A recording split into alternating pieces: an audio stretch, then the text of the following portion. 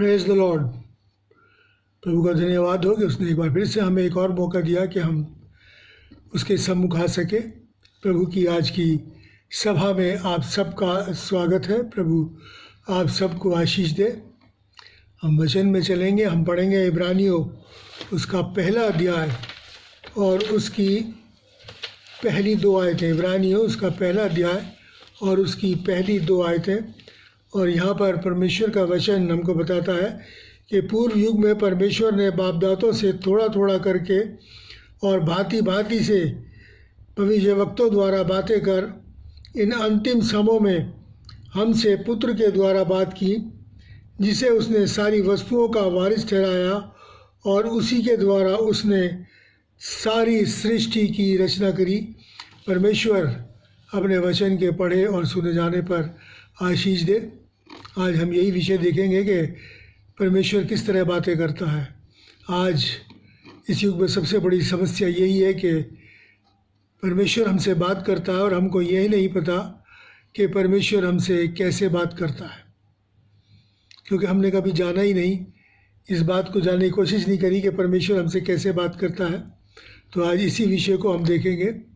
जैसे कि अभी हमने पढ़ा कि पूर्व युग में उसने बाप दादों से और थोड़ा थोड़ा करके बाप दादों से और भविष्यवक्ताओं से बातचीत करी, और इसी को हम देखेंगे कि परमेश्वर और किस किस तरीके से बातचीत करता है और अपनी बात को हम तक पहुंचाता है।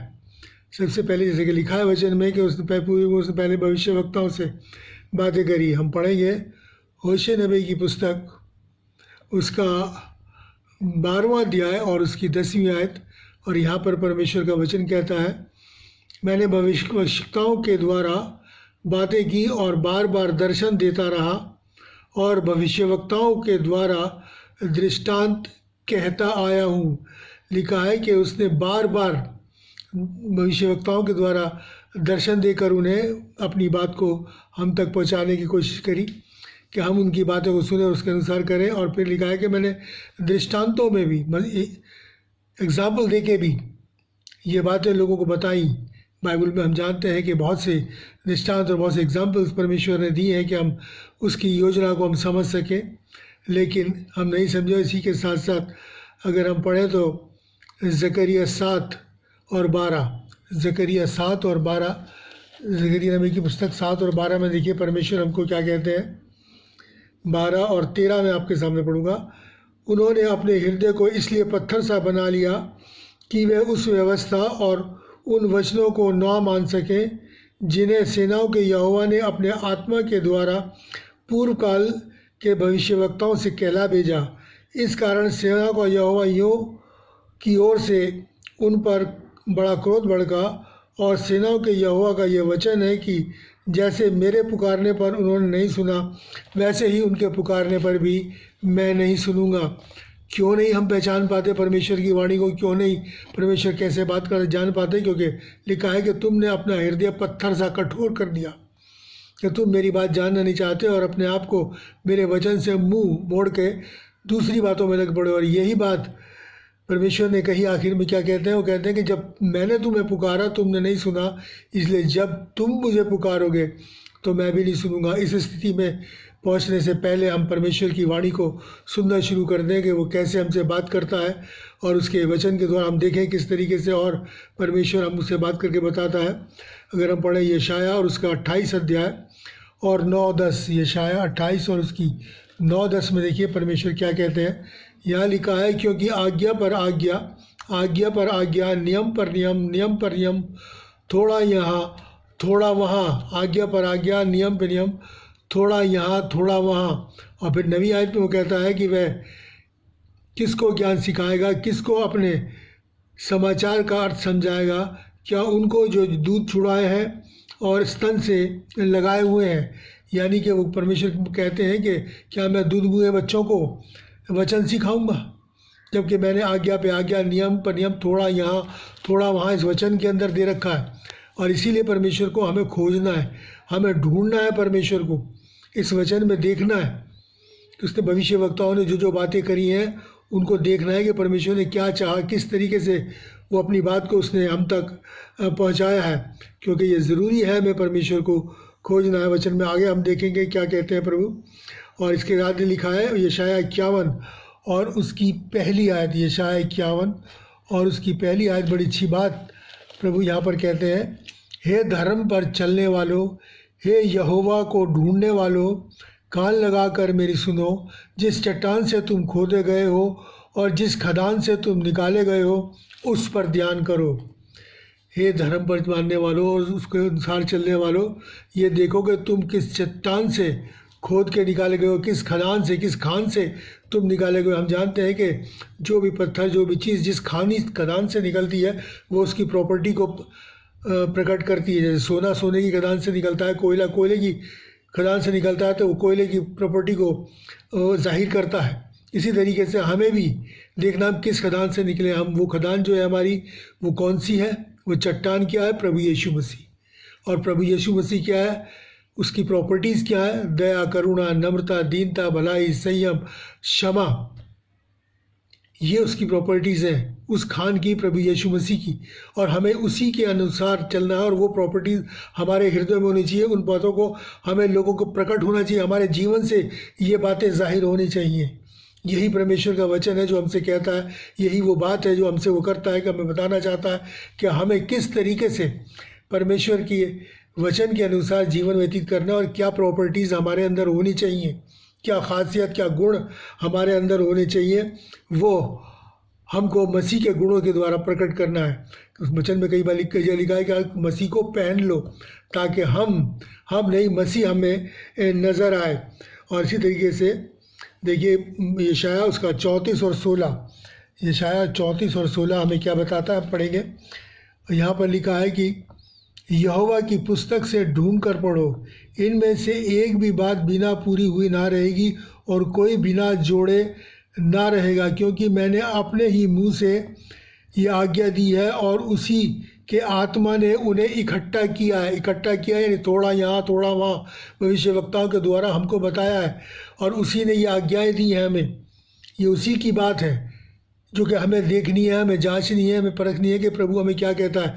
जो उसने भविष्यवक्ताओं के द्वारा मेरे और आपके द्वारा प्रकट, वो कहता है उसी की आत्मा ने इनको जोड़ा है और हमको क्या करना है, इसे ढूंढना है, इस जोड़ को मिलाना है।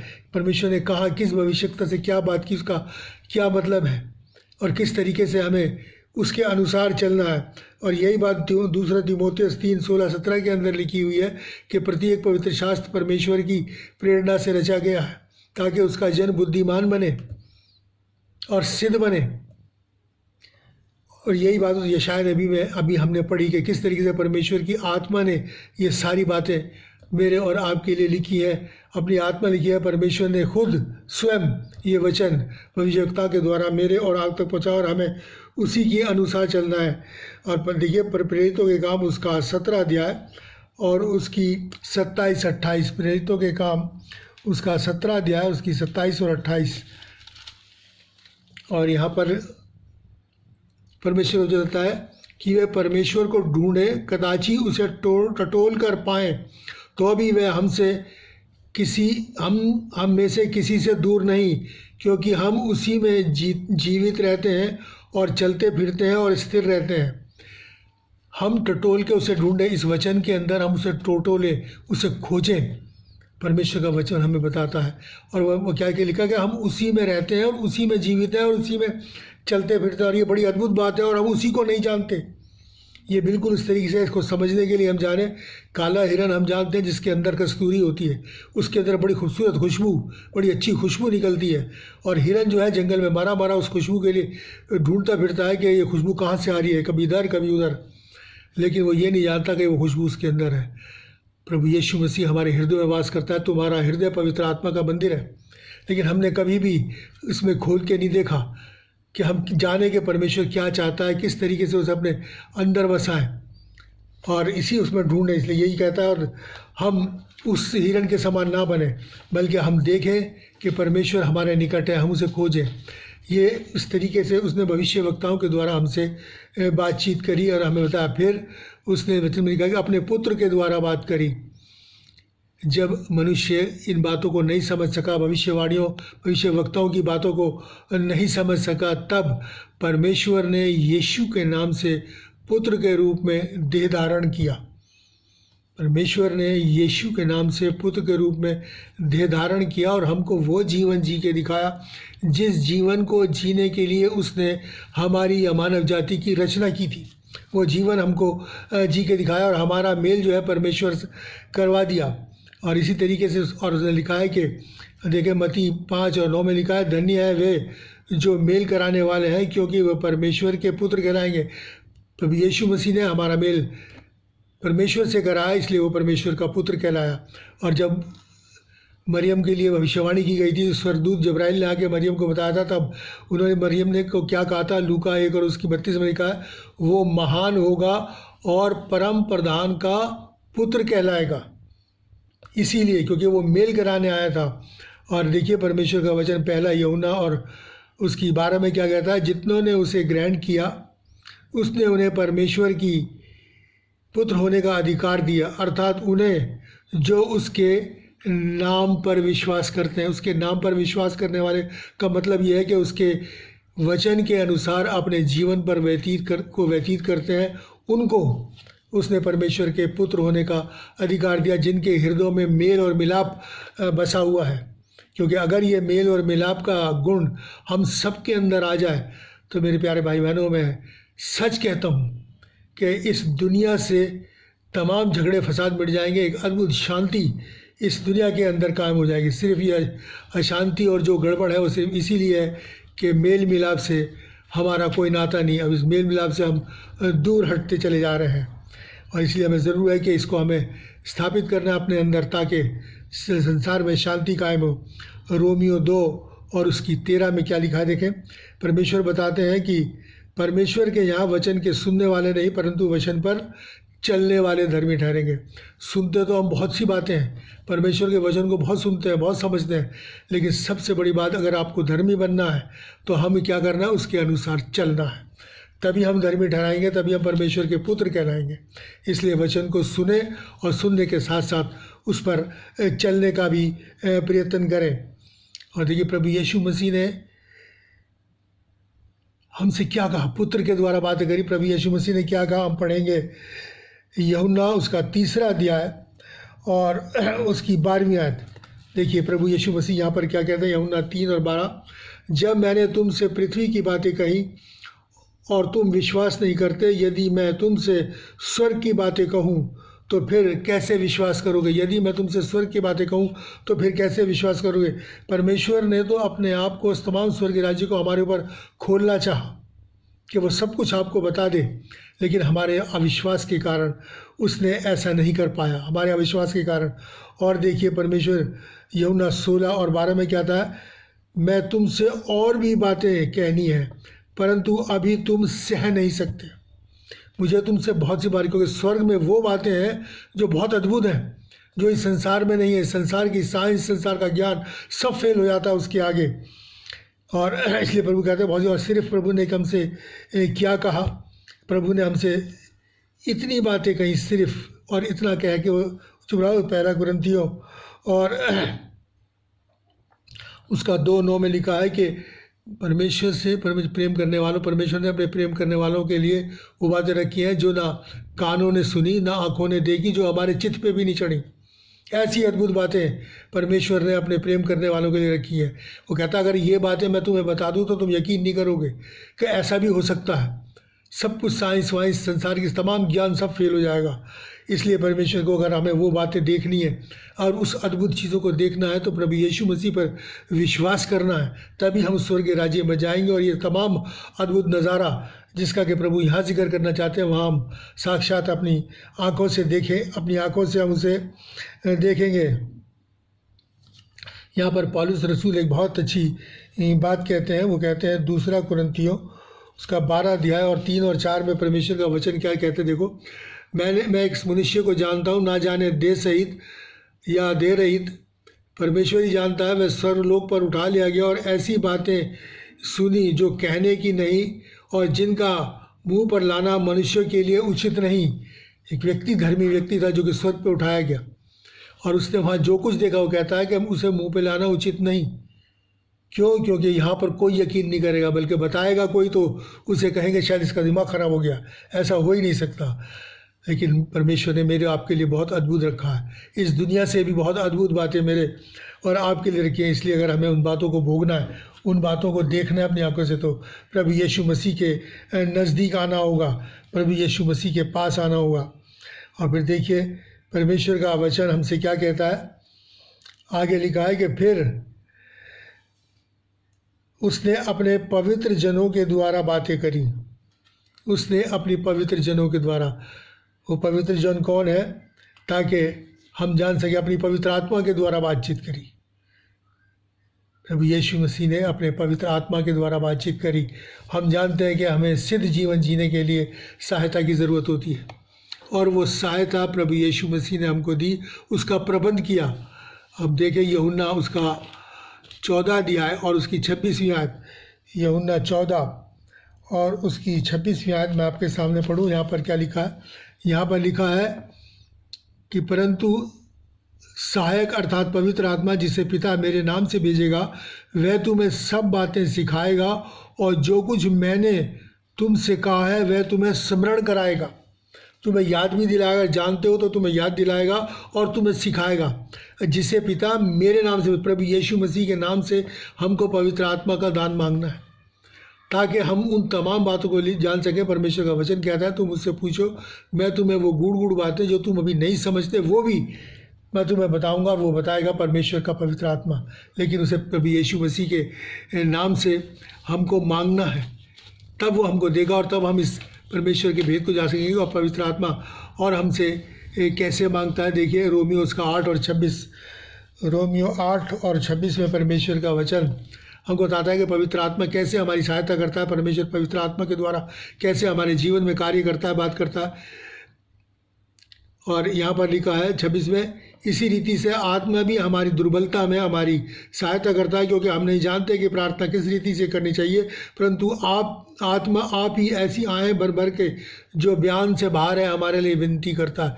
पवित्र आत्मा हमारे लिए विनती करता है। पवित्र आत्मा की सहायता हमको मिलती है ताकि हम सिद्ध मनुष्य बन सकें। कितना अद्भुत इंतजाम परमेश्वर ने मेरे और आपके लिए किया हुआ है यहाँ पर, कि हम पवित्र आत्मा को मांगे तो पवित्र आत्मा सहायता देगा, और उस सहायता के द्वारा हम सिद्ध बनेंगे। हमारी दुर्बलताओं को, हमारी दुर्बलता में वो हमारी सहायता करता है। कितना बड़ा प्रबंध परमेश्वर का है कि हम सिर्फ नाश ना हो, क्योंकि हम उसके बेटे और बेटियां हैं। ये एक सच्चाई है। इसलिए इस सच्चाई को हम जाने और समझें अपने अंदर। देखिए, और परमेश्वर इसी तरीके से मेरे आपसे बातचीत करता है। इब्रानियों उसका 3 और 7, 8 मैं आपके सामने पढ़ूँ। इब्रानियों 3 और उसका 7 और 8, यहाँ पर प्रभु कहता है, जैसा पवित्र आत्मा कहता है, यदि आज तुम उसका शब्द सुनो तो अपने मन को कठोर मत करो। पवित्र आत्मा हमसे कहता है कि यदि आज हम सब परमेश्वर का शब्द सुन रहे हैं। बहुत से प्रचारक इस परमेश्वर के शब्द को, इस वचन को लोगों तक पहुंचा रहे हैं। वो कहता है आज तुम ये शब्द सुनो, अपने मन को कठोर मत करो। क्योंकि परमेश्वर ने ये बात लिखी इसलिए क्योंकि वो हमारे स्वभाव को जानता है कि मनुष्य बार बार इधर उधर फिर जाता है, इधर उधर की बातों में लग जाता है। आज आपको जो शब्द दिया जा रहा है परमेश्वर का, उसको सुनो और उसका अनुसरण करो। ये पवित्र आत्मा के द्वारा परमेश्वर की बातचीत है जो वो हमसे करता है, और हमें चाहता है कि हम किसी भी तरीके से दाएं बाएं ना मुड़े ना नाश हो, बल्कि परमेश्वर की इस वाणी को, इस शब्द को सुन के उसके अनुसार अपने जीवन को व्यतीत करने वाले बन जाए। और फिर उसके बाद लिखा है कि परमेश्वर अपने वचन के द्वारा हमसे बातचीत करता है। देखिए रोमियो 15 और उसकी 4 आयत, रोमियो 15 और उसकी 4 आयत मैं आपके सामने पढ़ दूं। और यहाँ पर परमेश्वर का वचन देखिए हमसे क्या कहता है, जितनी बातें पहले से लिखी गई वे हमारी शिक्षा के लिए लिखी गई कि हम धीरज और पवित्र शास्त्र के प्रोत्साहन द्वारा आशा रखें। जितनी बातें लिखी गई वो हमारी शिक्षा के लिए लिखी गई ताकि हम इस पवित्र शास्त्र के वचन को जानें और परमेश्वर प्रभु यीशु मसीह पर अपनी आशा को रखें, ताकि हम हमेशा के लिए जीवित रह सकें। ये परमेश्वर हमसे चाहता है। और देखिए परमेश्वर का वचन यूहन्ना 5 और उसकी 39वीं आयत में परमेश्वर का वचन मेरे और आपसे बातचीत करता है। यूहन्ना 5 और उसकी 39वीं आयत में आपके सामने पढ़ दूँ। और यहाँ पर लिखा है कि तुम पवित्र शास्त्र में ढूंढते हो क्योंकि समझते हो कि उसमें तुम्हें अनंत जीवन मिलता है। यह वही है जो मेरी गवाही देता है। जब हम इस पवित्र शास्त्र को पढ़ते हैं तो हम जानते हैं कि इसमें हमें अनंत जीवन मिलता है। और प्रभु यीशु मसीह क्या कहते हैं? और ये पवित्र शास्त्र वही है जो मेरी गवाही देता है, जो मेरे बारे में बताता है कि मैं राजाओं का राजा, प्रभु का प्रभु हूँ। मैं ही वो पिता परमेश्वर हूँ जिसके पास हम सबको जाना है। वही स्वर्ग के राज्य का राजाओं का राजा है, महाराजा है। ये पवित्र शास्त्र भी प्रभु यीशु मसीह के बारे में ही बताता है। इसलिए इस पवित्र शास्त्र के द्वारा हम प्रभु यीशु मसीह को जानते हैं, हम समझते हैं। और इस तरीके से प्रभु यीशु मसीह अपने वचन के द्वारा, इस पवित्र शास्त्र के द्वारा मेरे और आपसे बातें करता है। इसलिए हमें निरंतर बाइबल को पढ़ना है, हमको जांचना है और देखना है कि हम में कहाँ कमी है और उस कमी को हम अपनी को दूर करें। क्योंकि जब हम पवित्र शास्त्र को पढ़ते हैं, बाइबल को पढ़ते हैं, तो बाइबल क्या है? परमेश्वर का वचन है, परमेश्वर का शब्द है, परमेश्वर का स्वर है। और जब हम इसे पढ़ते हैं तो हम परमेश्वर से, परमेश्वर के स्वर में बातचीत करते हैं कि हमारा डायरेक्ट कांटेक्ट परमेश्वर से होता है। फिर ये परमेश्वर इस वचन के द्वारा हमसे बात करता है और हमारा जीवन जो है वो बदल जाता है। लेकिन हमें इसको धन्यवाद के साथ, प्रार्थना के साथ पढ़ना है ताकि हम इसको समझ सकें, इस बातों को, परमेश्वर की उन बातों को जान सकें। अगर यूहन्ना की इंजील उसका 6वां अध्याय और उसकी 33 से 35वीं आयत तक अगर आप पढ़ें, मैं सारी बातें पढ़ूंगा नहीं, तो वहाँ लिखा है ये वो रोटी है जो स्वर्ग से उतरी और हमको जीवन देती है। प्रभु यीशु मसीह वो रोटी है, प्रभु यीशु मसीह का वचन वो रोटी है जो स्वर्ग से उतरा और हमें जीवन देता है। ये वचन, पवित्र बाइबल, ये स्वर्ग से हमारे पास भेजा गया है। हमने पढ़ा भी किस तरीके से परमेश्वर ने अपनी ही आत्मा से ये लिखा है और हमको ये जीवन देता है। ये वो रोटी है, हमें इस रोटी को खाना है, इस वचन को अपने अंदर उतारना है। और इससे क्या होगा कि हमारी शरीर और आत्मा दोनों स्वस्थ रहेंगी और हम सिद्धता की ओर बढ़ते चले जाएंगे और एक शुद्ध पुरुष बन जाएंगे। फिर परमेश्वर काय से बात करता है? अपने पवित्र जनों, प्रचारकों और शिक्षकों और पासवानों के द्वारा बातचीत करता है। हम देखेंगे 1 कुरिन्थियों उसका 12 अध्याय 28वीं आयत में परमेश्वर का वचन हमको क्या बताता है? वहाँ पर लिखा है कि परमेश्वर ने कलीसिया में अलग अलग लोग नियुक्त किए हैं। प्रथम प्रेरित, दूसरे भविष्यवक्ता, तीसरे शिक्षक, फिर सामर्थ्य के काम करने वाले, फिर चंगा करने वाले, उपकार करने वाले, प्रबंध करने वाले, नाना प्रकार की भाषा बोलने वाले। ये लोग कलीसिया को दिए हैं। पास्टर, पासवान, प्रचारक, शिक्षक, ये लोगों को दिए हैं जो परमेश्वर के वचन को आप तक पहुंचाते हैं, परमेश्वर की बात को आप तक पहुंचाते हैं ताकि आपका संबंध परमेश्वर से बना रहे। ये बहुत ज़रूरी है। और इसी के साथ साथ देखिए यहाँ पर लिखा है इफिसियों 4 और उसकी 11 से 15, इफिसियों 4 उसकी 11 से 15 में परमेश्वर का वचन हमको बताता है कि उसने कुछ को प्रेरित नियुक्त करके, कुछ को भविष्यवक्ता नियुक्त करके, कुछ को सुसमाचार सुनाने वाले नियुक्त करके, कुछ को रखवाले, उपदेशक नियुक्त करके दे दिया, जिससे पवित्र लोग सिद्ध हो जाए, सेवा का काम किया जाए और मसीह की देह उन्नति पाए, और कि सब के सब विश्वास और परमेश्वर के पुत्र की पहचान में एक ना हो जाए और सिद्ध मनुष्य ना बन जाए और मसीह के डील तक बढ़ते तक ना बढ़ जाए। मसीह के डील तक यानी उसके स्वरूप और समानता में।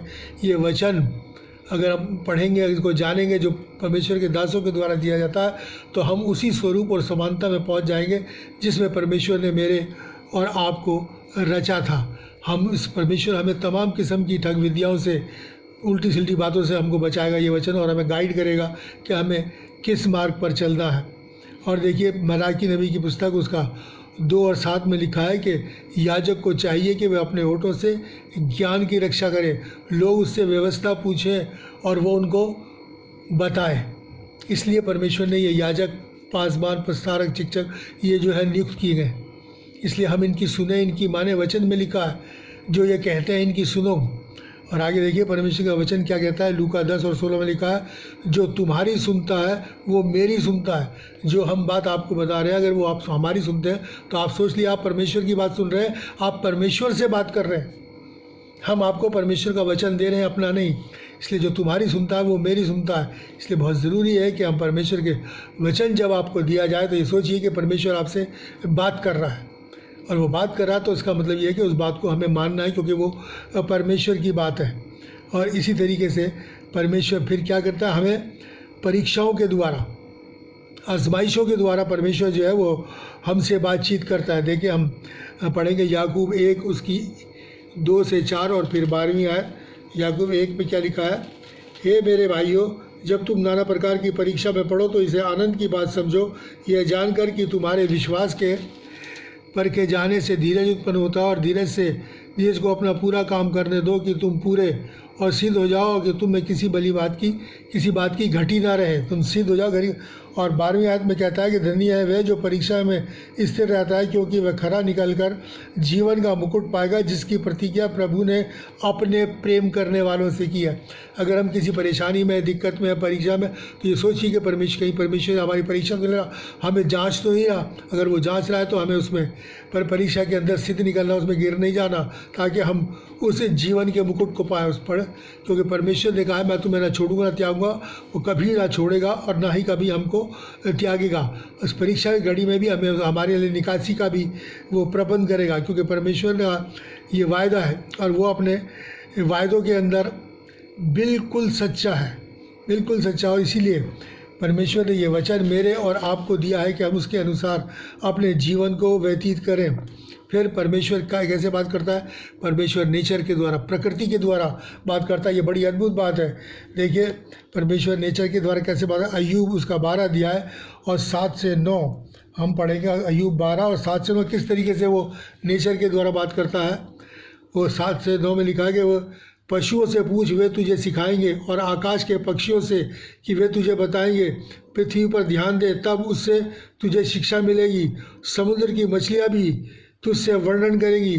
कौन इन बातों को नहीं जानता कि यहोवा ने, प्रभु परमेश्वर ने अपने हाथ से संसार को बनाया है, अपने हाथ से बनाया।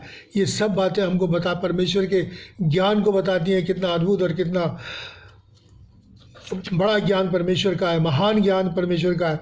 और देखिए हम पढ़ें नीति वचन उसका 6 अध्याय और 6 से 9। यहाँ पर क्या लिखा है, नीति 6 और 6 से 9 में क्या लिखा है, हे आलसी चींटियों के पास जा, उनके काम पर ध्यान दे और बुद्धिमान हो। उनके ना तो कोई न्यायी होता है, ना प्रधान, ना प्रभुता करने वाला, तो भी वे अपना आहार धूप काल में संचय करती हैं और कटनी के समय अपनी भोजन वस्तुएं बटोरती हैं। हे आलसी, तू कब तक सोता रहेगा, कब नींद से जागेगा। यहाँ परमेश्वर हमें बताना चाहता है इस प्रकृति की चींटियों के द्वारा कि हम समय का सदुपयोग करें, आलस को छोड़ें, आलस को त्यागें और सीखें कुछ कि हमें प्रभु ने काम करना है। हमें काम करने के लिए प्रभु परमेश्वर ने हमको चुना है। और इसी तरीके से हम पढ़ेंगे भजन संहिता 19 की 1 से 7 आयत तक। भजन संहिता 19 की 1 से 7 देखिए परमेश्वर यहाँ पर मेरे आपसे क्या बात कहता है। यहाँ पर लिखा है कि आकाश परमेश्वर की महिमा का वर्णन कर रहा है और आकाश मंडल उसकी हस्तकला को प्रकट कर रहा है, परमेश्वर की हस्तकला को। दिन से दिन बातें करता है और रात रात को ज्ञान सिखाती है। उनका स्वर सारी पृथ्वी पर गूंजा है, उनके वचन जगत के छोर तक पहुंच गए हैं। उनमें से सूर्य के लिए एक मंडप खड़ा किया है जो दूल्हे के समान अपने महल से निकलता है और शूरवीर के समान अपनी दौड़ पूरी करने में लिए हर्षित होता है। वह आकाश के एक छोर से निकलता है और वह दूसरे सिरे का चक्कर मारता है। उसकी गर्मी सब तक पहुंचती है, उसकी गर्मी सब तक पहुंचती है। ये सारी बातें हज़ारों साल पहले से परमेश्वर ने अपने वचन में लिख दी, जिसे लोगों ने बहुत ज़्यादा खोजबीन के बाद वैज्ञानिक तरीक़ों से पता लगाया इन सब बातों का। और यहाँ परमेश्वर ने ये सारी बातें में लिखी, ये ज्ञान की बातें हैं जो परमेश्वर ने लिखी है, ताकि हम इसको जानें और परमेश्वर के उस ज्ञान को कि वो अद्भुत है उसको जान सकें और उस सच्चाई को जान सकें जो परमेश्वर मेरे और आपके ऊपर प्रकट करना चाहता है। फिर अंत में है 8वां जो है वो ये कि वो प्रार्थना के द्वारा बात करता है। प्रार्थना सबसे सरल माध्यम है परमेश्वर से बातचीत करने का, अपनी बात परमेश्वर को देने का और परमेश्वर की बात को हम तक पहुंचने का ये सबसे सरल और उत्तम माध्यम है। हमें इसे करना है। देखिए कि परमेश्वर का वचन इफिसियों 6 और 18 में मेरे और आपको क्या हिदायत देता है। इफिसियों 6 और 18 में परमेश्वर का वचन हमको बताता है, यहाँ पर लिखा है, हर समय और हर प्रकार से आत्मा में प्रार्थना विनती करते रहो और इसीलिए जागते रहो कि सब पवित्र लोगों के लिए भी लगातार विनतियाँ करो। प्रार्थना करो हर समय सोते उठते बैठते परमेश्वर को याद रखो, परमेश्वर को मनन करो। और साथ में देखिए लूका 21 और उसकी 36 में लिखा है कि जागते रहो और हर समय प्रार्थना करते रहो कि तुम आने वाली घटनाओं से बचने और मनुष्य के पुत्र के सामने खड़े होने के योग्य रहो।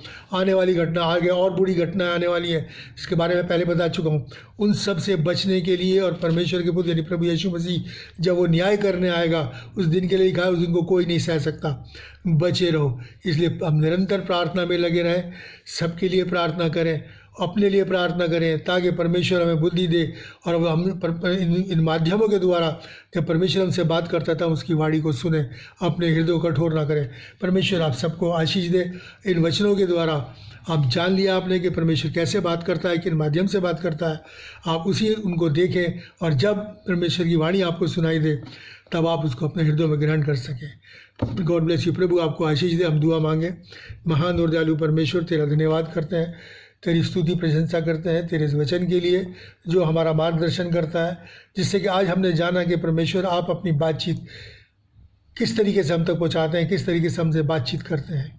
इन तमाम बातों को अपने ध्यान में रखते हुए पिता परमेश्वर निरंतर हम अपना ध्यान तेरी ओर लगा रहे हैं ताकि हमारा संपर्क निरंतर तुझसे बना रहे। प्यारे बाबा हम सबको आशीष दे कि हम इसके अनुसार अपने जीवन को व्यतीत करें।